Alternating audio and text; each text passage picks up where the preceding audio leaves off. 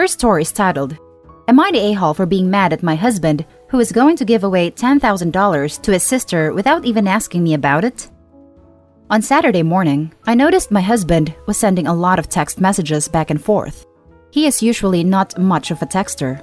He left the phone next to me to charge while he is in the other room. The phone kept lighting up with text messages when I decided to open it up to see what the big discussion was about. I know some couples view it as a big breach of trust to read through a significant other's phone, but my husband and I do it regularly, so this was not a huge invasion of privacy on my end. We both have nothing to hide, and it has never been an issue before. Anyway, of course, I saw something on the phone that I shouldn't have that got me upset. For background, my husband is 34, I am 32, and his sister is 31. She's in the story. Husband and I have been together for 10 years, married for the last 4 years. We are all college educated with jobs now. My husband and I each make good salaries, around $150,000 each. We own our house. I still have about $60,000 in student loans I am working to pay off. Luckily, low interest rates, so I just pay the minimum. We have about $40,000 liquid in savings. So, we are doing good financially, but still need to build up more savings as we will probably try to start a family in the next 1 to 2 years and want to be prepared for an emergency and have a rainy day fund. Anyway, my husband's sister is trying to buy a 1-bedroom apartment in New York City. I saw in the text messages that my husband offered to give her $10,000 for her down payment. The money is our savings, is our money. Our bank accounts are 100% combined. My husband manages 99% of the finances because I prefer not to deal with it.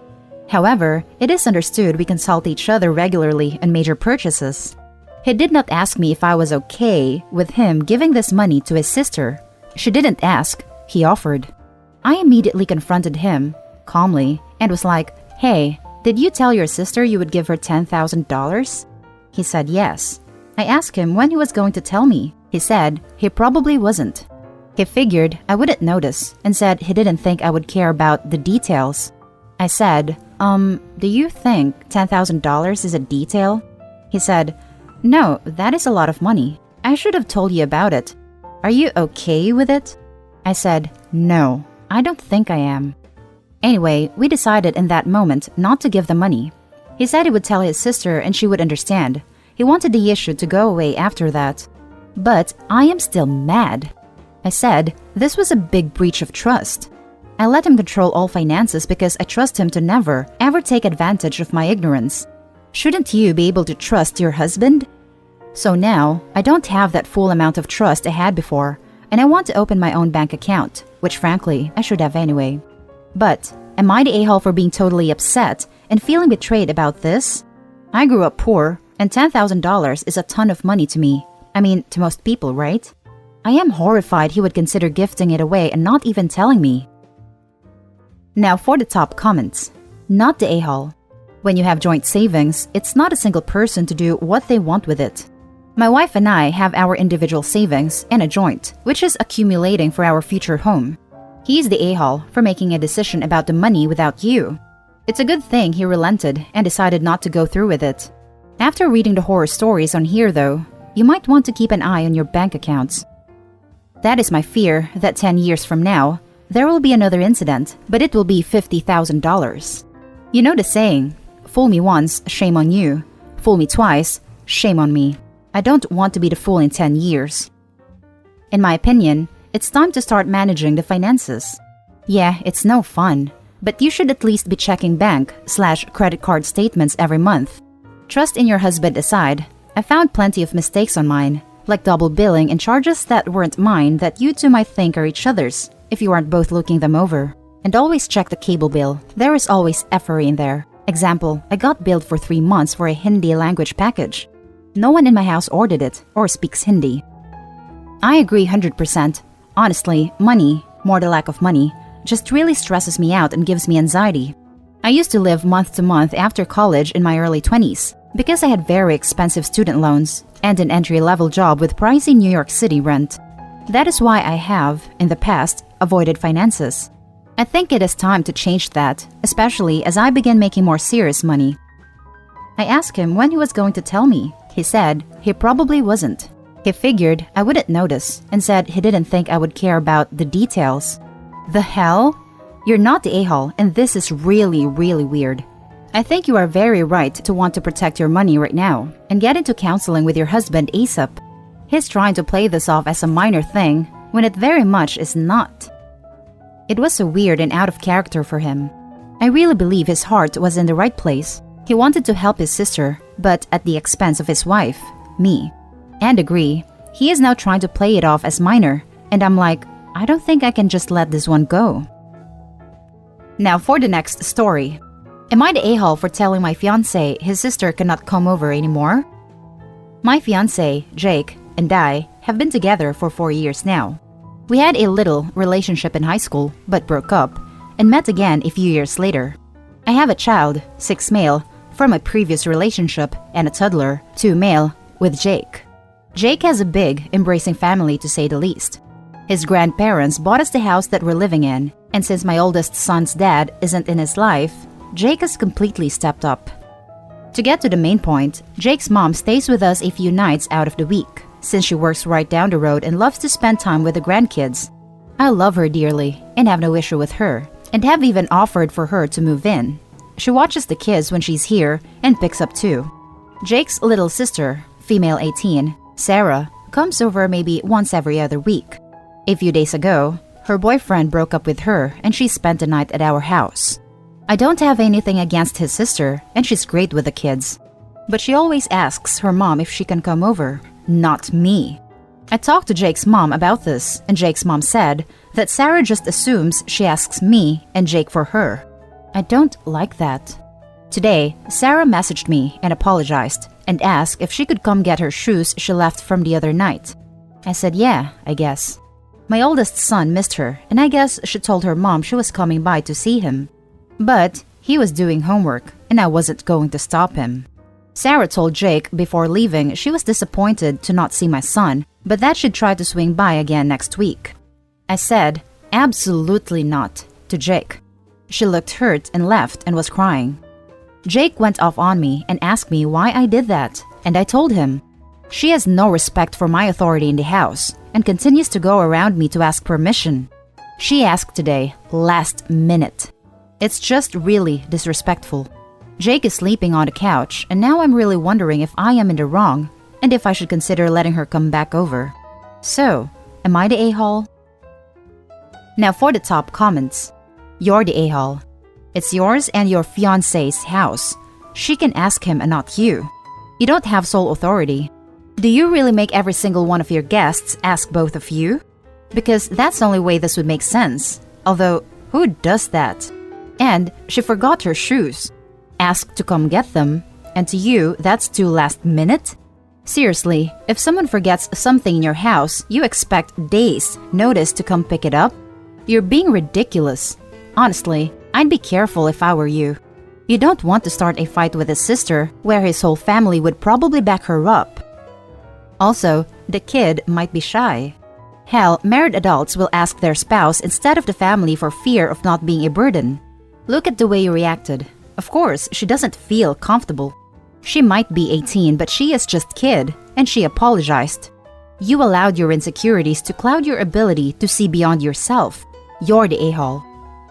I feel like I got whiplash from the way Opie told things. Sister-in-law asked Opie for permission to get her shoes. Opie said yes. Then, sister-in-law, probably offhanded while saying bye to her brother, said something like, "Too bad I missed nephew today. Mind if I swing by again?" Imagine their surprise when Opie blew a gasket. Sheesh. Also, in-laws usually defer to their direct relatives more than their in-laws. Sister-in-law probably just feels more comfortable asking her bro for favors than talk to Opie. I wonder why. I am not sure what she has done that's such a big deal she needs to be banned entirely. I am willing to bet there is a reason she doesn't like to talk to you. You seem pretty uptight, to be honest. She apologized, and then you proceeded to tell her she can't come over anymore? Most people would be really happy that a family member cares about their kids so much. But you want to punish a teenager because she doesn't do things how you like. Maybe you should work on making her comfortable enough to ask you. Also, if you think his family is so great, you should reconsider this nonsense and apologize to her. Picking a fight with his teen sister is bound to go badly for you. They aren't going to pick you over her. You really want to make your in-laws dislike you, or what? You're the a-hole. I feel more comfortable talking to my dad than my stepmom and asking him for things, even though my stepmom is a great person. I am 27 and they have been married for years. It's always easier to talk to someone you have known your entire life, as opposed to someone you barely know. Now for the last story. Am I the a-hole for being mad at my wife for not taking my son with his stepbrothers on her family trip? I, 37 male, been married to my wife for 3 months now. I have a 9-year-old son, Adam, with my late wife who passed away from cancer on 2016. I got to say, my son suffered a lot during and after his mother's death.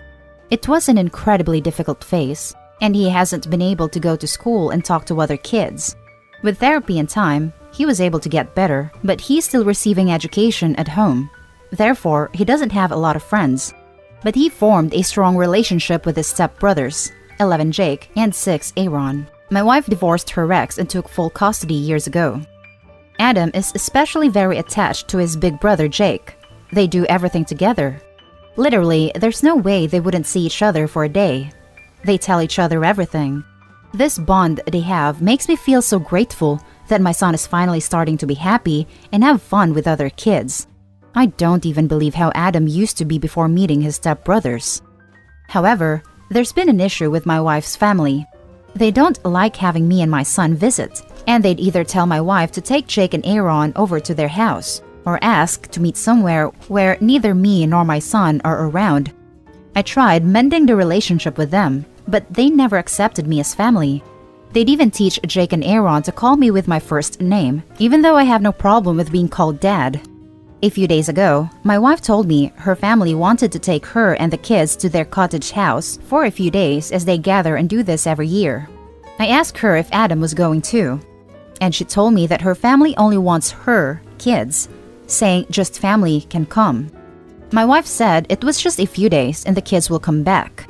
Thing is, Jake and Aaron already told Adam that they were going to the cottage house and Adam wanted to go with them. After Adam started crying, my wife said she didn't want to tell me and wanted to apologize for not going, but she said the kids now want to go and that I should take Adam somewhere till the kids come back. I got mad when she told me this, and we argued about how her family was being unreasonable and treating my son as less. She said they just wanted to have a private holiday with the kids and kept making excuses. She told me she'd talk to her family, but there's a slim chance they'll change their minds. I'm mad long, as she's still going without taking Adam, and she says I'm being selfish and unfair toward my stepkids. That I should let them go, but Adam is already asking me questions and seems pretty upset. Edit for those who are asking about differences. We're both Europeans, we're both Christians, and we both have jobs that are not so different. I think it has a lot to do with their daughter getting married again after staying a single parent for years, and then marrying someone with a kid. At least, this seems to be the issue her mom has, and everyone seems to agree with her behavior, including my wife who keeps caving to their wishes in regard to everything that has to do with me and my son. Now for the top comments. Not the a-hole. Your wife and her family are horrible, treating a 9-year-old who lost his mom as not real family. My heart breaks for your son. He's an a-hole for being married to a woman who lets her family treat his son like that. He talks like it's been going on a long time. He made a very bad choice here. Everyone sucks here, except Adam and the other boys. Not the a-hole. She's telling you her family doesn't accept your son as their family, and she's okay with it. She's enabling it. And she probably wants it that way. Good luck in your marriage. This would be the biggest deal breaker for me. The wife is allowing for this divide to occur without any resistance on her part. If my family did that to my spouse, you best bet I would defend my spouse and cut contact with my family until they reform their behavior and thinking. Not the a-hole. I would tell her straight up that if she leaves your son behind, you will take it as a proof that she is okay with her family not considering him part of the family, and will make that official via divorce. Non-negotiable. No whining or excuses or trying to make you out to be the bad guy. If she goes without Adam, your marriage is over. If she won't stand up for your son, then she does not deserve to act as his mother in any way, shape, or form. Your son deserves better, and he needs you to make sure he gets it. And that's the end of this video, folks. As always, leave a comment and hit like and subscribe. And if you want more of this content, turn your notification on to get updated on the latest videos. And I'll catch you in the next one. Stay safe.